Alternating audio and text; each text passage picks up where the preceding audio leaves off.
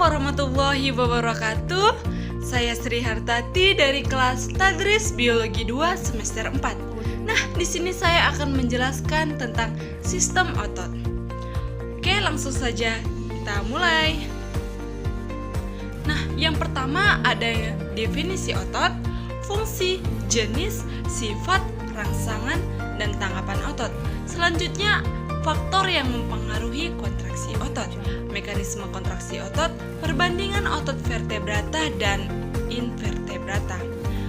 Langsung saja, apa sih sebenarnya definisi otot tersebut? Otot merupakan jaringan pada tubuh hewan yang bercirikan mampu berkontraksi. Aktivitas biasanya dipengaruhi oleh stimulus dari sistem saraf. Nah, fungsi otot yaitu melakukan gerakan tubuh, membantu dalam peredaran darah, membantu proses pernapasan, membantu proses pencernaan, membantu proses persalinan, melakukan keseimbangan, dan mengatur postur tubuh. Selanjutnya ada jenis otot. Jenis otot ada 3, yang pertama otot polos, otot lurik, dan otot jantung. Mari kita simak sama-sama. Otot polos terdiri dari sel-sel otot polos. Sel otot ini bentuknya seperti gelendongan, di bagian tangan terbesar dan keduanya ujung meruncing. Next, bagaimana sih cara kerjanya? Bila otot polos berkontraksi, maka bagian tengahnya membesar dan otot menjadi pendek. Lalu kerutan itu terjadi lambat. Bila otot itu mendapat suatu rangsangan, maka reaksi terhadap dari susunan saraf tak sadar atau disebut dengan otot involuntar. Oleh karena itu, otot polos tidak berada di bawah kehendak atau dapat dikatakan bekerja di luar kesadaran kita.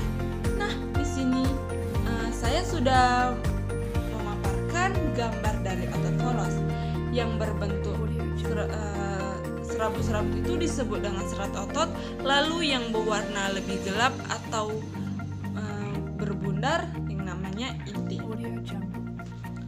Selanjutnya ada otot lurik. Nah, sel-sel otot lurik berbentuk silindris atau seperti tabung dan berinti banyak. Letaknya di pinggir, panjangnya 2,5 cm dan diameternya 50 mikron. Sel otot lurik ujungnya tidak menunjukkan batas yang jelas dan miofibril tidak homogen, akibatnya tampak serat-serat lintang. Nah, otot lurik dibedakan menjadi 3 macam, yaitu otot rangka, otot lurik, dan otot lingkar. Next, bagaimana sih cara kerja otot lurik? Bila otot lurik berkontraksi, maka menjadi pendek dan setiap serabut turut berkontraksi. Otot-otot jenis ini hanya berkontraksi jika dirangsang oleh rangsangan saraf sadar atau disebut dengan otot voluntar. Kerja otot lurik bersifat sadar, karena itu disebut dengan otot sadar. Artinya bekerja menurut kemauan. Nah, di sini sudah ada gambaran tentang otot lurik.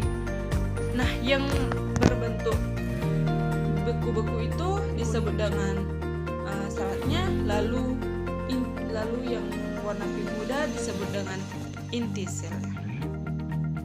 Selanjutnya ada otot jantung. Otot jantung merupakan otot istimewa. Jadi otot ini bentuknya seperti otot lurik, namun perbedaannya bahwa serabutnya bercabang dan bersambung satu sama lain. Jadi ciri khas dari otot jantung ini merah dan tidak dapat dikendalikan nomornya. Kontraksinya tidak dapat dipengaruhi saraf dan fungsi sarafnya hanya untuk percepatan atau memperlambat kontraksi. Nah, maka karena itu disebut otak tak sadar. Nah, otot jantung ini ditemukan hanya pada jantung atau yang kita sebut dengan core. Next, bagaimana cara kerjanya?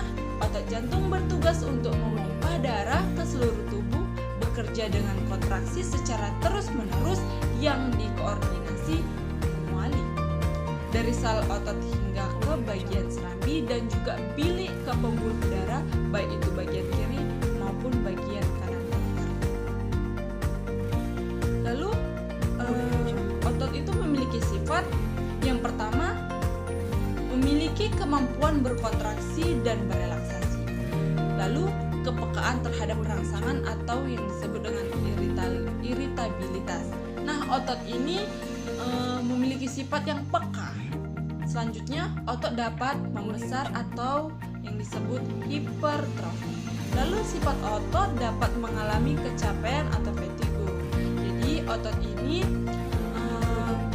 saat kita banyak melakukan pergerakan atau pekerjaan, maka otot akan mudah lelah. Nah, sifat yang terutama yaitu elastis dan strukturnya kenyal. Selanjutnya ada rangsangan otot. Nah, yang pertama ada rangsangan mekanis. Langkahnya, pijatlah pangkal N ischiadicus dengan batang korek api atau gelas pengadu. Yang kedua ada rangsangan galvanis. Langkah yang pertama, tempelkan kaki-kaki pijat galvanis pada saraf. Saraf harus dalam keadaan basah oleh larutan garam pali.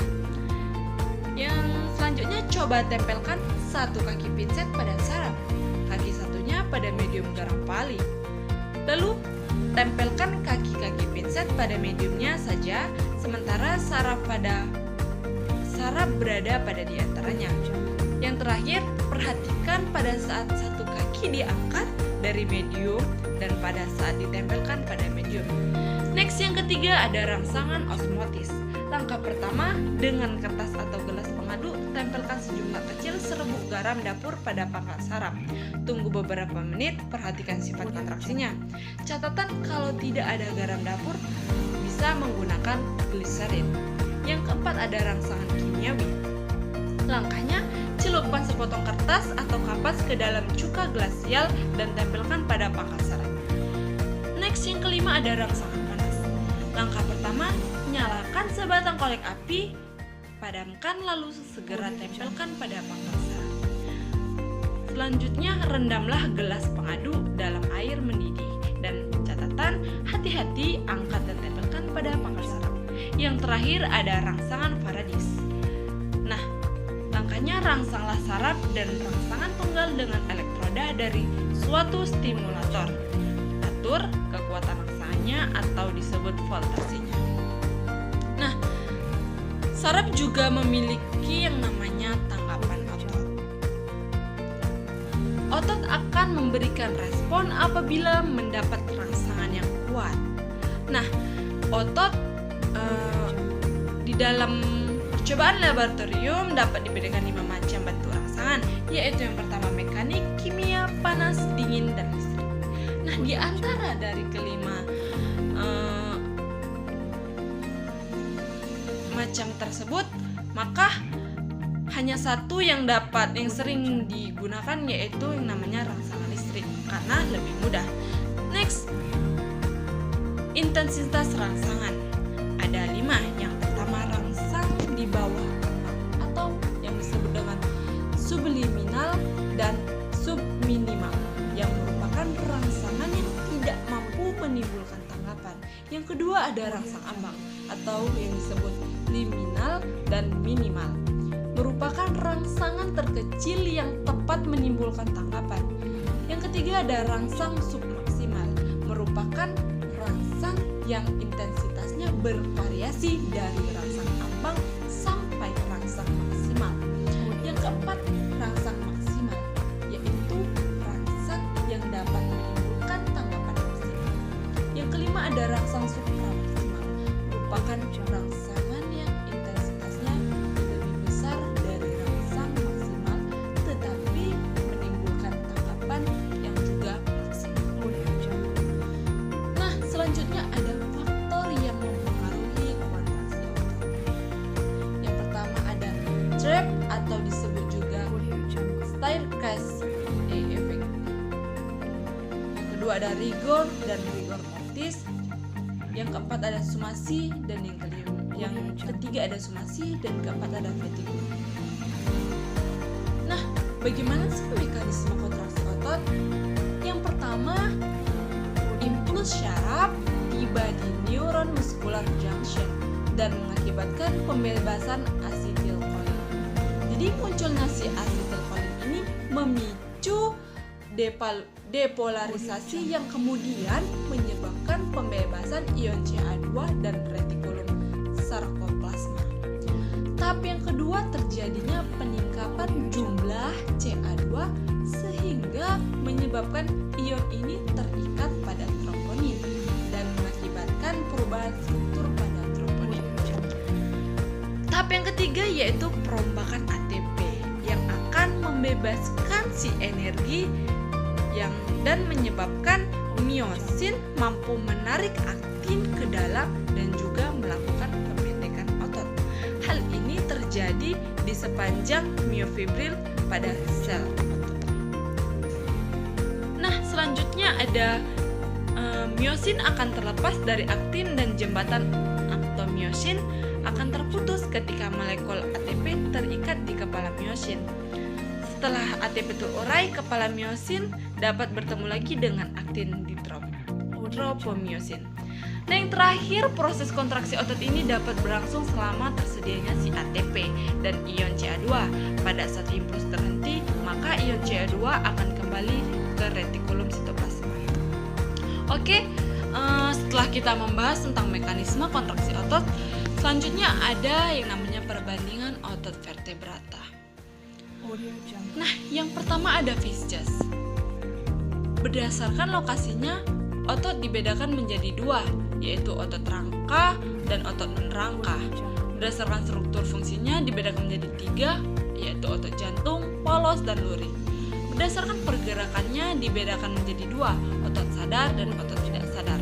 Next, di sini kita sudah melihat ada paparan dari gambar struktur otot dari viscus. Nah, yang pertama ada otot okulomotor, yaitu terdapat pada mata dengan jumlah 3 pasang. Yang kedua ada otot hipobrensial, terdapat pada dasar paring, rahang, hyoid, dan lengkung insang. Nah, yang ketiga ada otot branchiomerik yang terdapat pada muka, rahang, dan lengkungan insang. Yang keempat ada otot apendikular yang berfungsi untuk menggerakkan sirip. Nah, selanjutnya ada amfibi. Sama halnya dengan vertebrata lain, tubuh kata mengandung 3 macam otot, yaitu berserat halus atau disebut otot polos, otot jantung, dan otot lurik. Nah, perbedaan ini berdasarkan susunan secara mikrokosmis dan fisiologis otot. Terdiri atas serat-serat yang satu sama lain digabungkan oleh jaringan ikat. Next. Di sini sudah ada gambaran bagian-bagian dari otot kata. Yang pertama ada deltoid, yang A, yang bagian B ada pectoralis, yang C ada recticulus abdominalis, yang D ada triceps formalis, yang E bagian ini ada sartorius,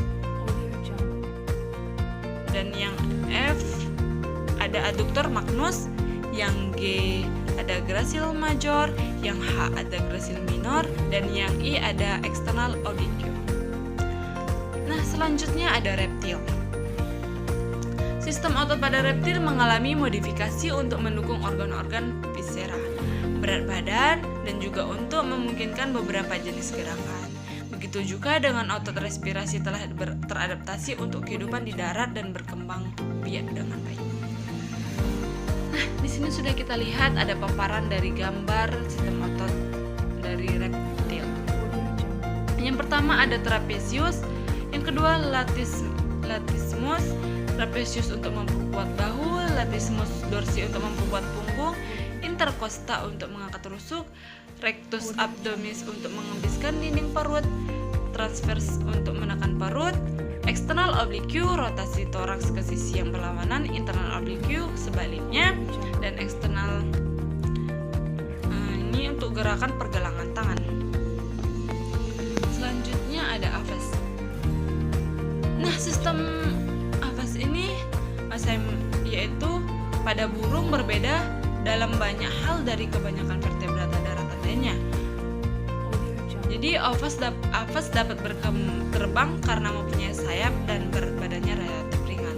Otot-otot yang berperan dalam proses terbang adalah otot pektoral, otot atau musculi pectoralis, dan otot pektoral ini terdiri menjadi dua, yaitu otot pektoral mayor dan otot supracoracoideus atau lebih dikenal dengan otot pektoral minor. Nah, selanjutnya kita dapat melihat paparan dari gambar sistem otot nafas. Ada pertama scapula, tendon, coracoid, humerus, supracomadeus muscle, pectoralis muscle, dan keel of sternum. Nah, yang terakhir ada mamalia.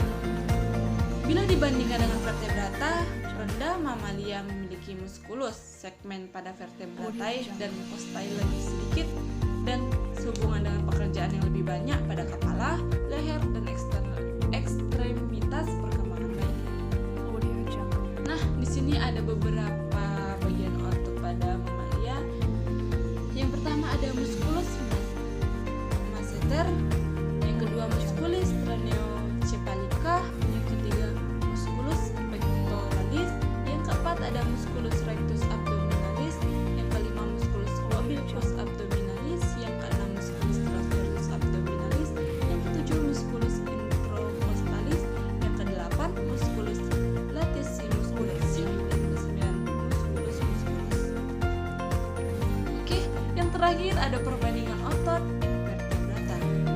Nah, di sini saya memaparkan 3 contoh. Yang pertama cacing. Sistem otot pada cacing pipi atau platyhelminthes. Jadi serabut otot terbagi atas sirkular, longitudinal, serong atau yang disebut dengan vertikal, yang mana sirkular terdapat di bawah epidermis dan berkontraksi memanjangkan tubuhnya. Longitudinal yang berfungsi memperpendek tubuhnya, dan otot serong atau vertikal yang berfungsi untuk bergerak seperti membalik, melipat, dan merentangkan dirinya ke seluruh arah. Nah, kedua ada moluska. Sistem otot moluska, sebagian otot besar otot berupa otot halus yang berkontraksi lambat, namun yang dapat aktif berenang menggerakkan cangkangnya. Terdapat otot halus atau otot lurik. Nah, otot halus ini berfungsi untuk menutup cangkang pada saat istirahat, dan otot lurik berfungsi untuk menimbulkan gerakan berenang. Yang terakhir ada arthropoda. Nah, pada muskular sangat kompleks,